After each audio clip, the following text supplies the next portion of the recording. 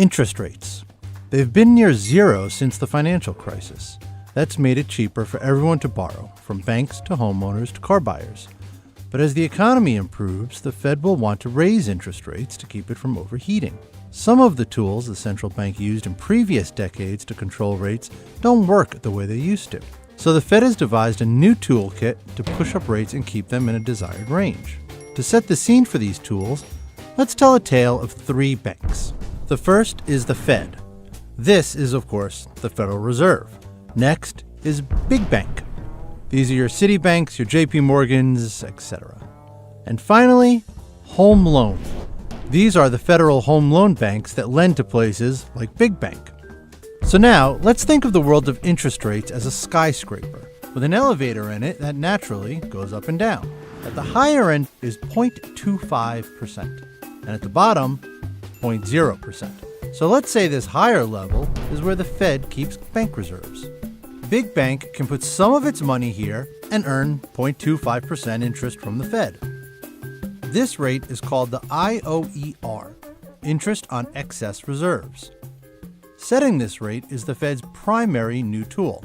It sits at the top of its range. Now, Home Loan is a different kind of bank. It can't earn interest from the Fed by putting it here, but it can loan money to Big Bank. It is willing to accept less than the 0.25% the Fed pays because doing so is a way for it to still earn money. So it loans money to Big Bank in this range. That's good news for Big Bank because it can borrow from Home Loan and then turn around and park that money at the Fed, earning interest and pocketing the difference. These loans that Home Loan makes to Big Bank form most of the activity that occurs here in this range. This is a market that determines the Fed's benchmark known as the Fed funds rate. Think of this as the elevator. When the Fed funds rate moves up or down, borrowing costs for you and me tend to follow along.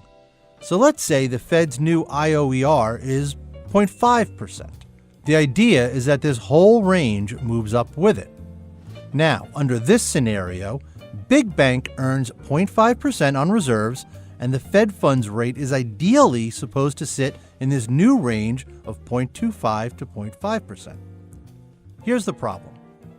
Because Home Loan is willing to earn interest at a rate below 0.25%, the Fed funds rate might not always rise up into this new range. So, enter tool number 2. It's called the reverse repo program. This is still part of the Fed toolkit, but it's separate from IOER. So let's think of it as another building. Reverse repos give Home Loan another place to put its money and earn interest on it at a rate set by the Fed. So let's say the Fed sets this rate at 0.25%. Since any borrower that isn't the Fed is considered a riskier bet, the Fed expects that Home Loan will loan to Big Bank at a rate that's higher. That's how the Fed sets the floor. It's a mix of market forces and Fed monetary management coming together in an attempt to deal with a new economic era.